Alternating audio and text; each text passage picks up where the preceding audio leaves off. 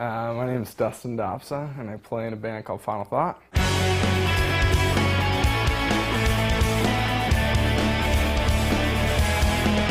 Had songs on shows like Degrassi and in a couple different like indie Canadian films, and then we've also just done some touring.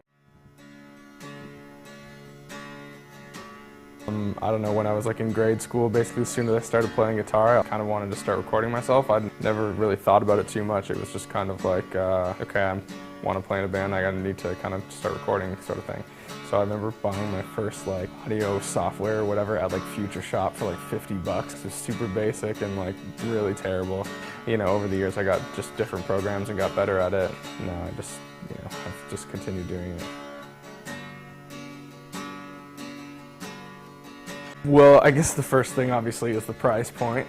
Going to a studio is not necessarily the cheapest option. It just kind of became more evident that it was like, okay, there's not that much of a difference between like what I'm creating and what I'm going to pay somebody else to kind of go do. Not to like knock any of the people that we've worked with in the past because they're all incredible, but sometimes because it's expensive and whatever, you're kind of rushing through, so you're trying to like, okay, we gotta get this part, this part, this part. So I think that's one of the reasons that I wanted to kind of start doing things myself. Well, if you don't know what you're doing, you could fuck it up really easily. Yeah. Another con is kind of, if you don't know what you're doing, it's not necessarily going to sound as polished as the studio and putting it kind of in somebody else's hands. It's basically like you need to prepare to be confident, and it just comes kind of with time, We've seen a decline in terms of studios. It's unfortunate, but it's probable that it's going to continue like that.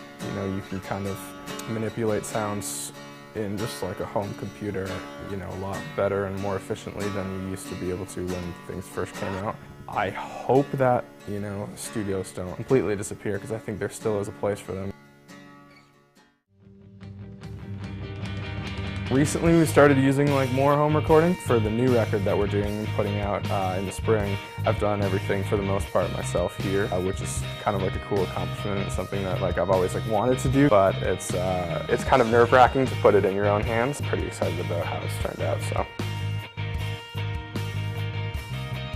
FinalThoughtBand.com is like the main hub, so you can kind of go there and then find all the different avenues and social media sites and stuff like that. But pleasure having you in my little spot here.